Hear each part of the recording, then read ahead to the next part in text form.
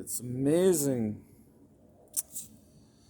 to see the contrast between light and darkness, truth and error, lies versus the truth.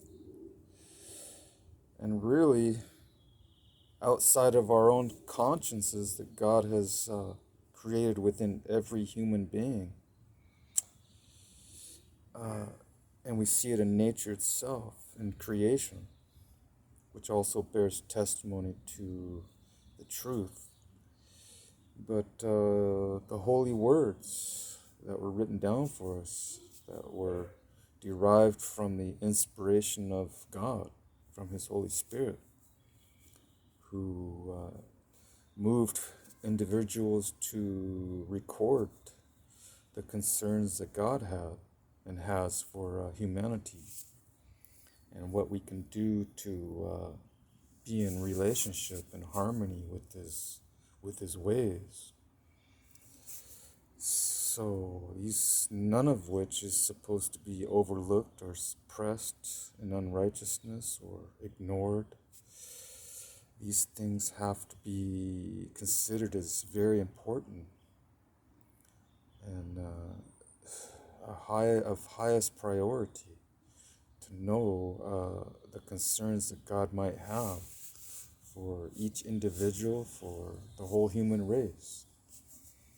Because God created us not without a purpose.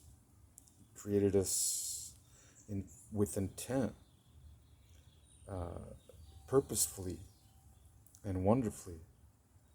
And He has a plan for each person. It says in the Psalms that, or the Proverbs even, that He knit each soul in his mother's womb, his or her mother's womb. So there's even creation going on after creation, after the original creation. That God is still even involved in the processes of daily occurrences, even though He rested from the actual creative act in the book of Genesis in the very beginning. He still works in other areas of conforming things to the pattern of His will. Says the Apostle Paul that all things work together for good to those who love God and are called according to His purpose.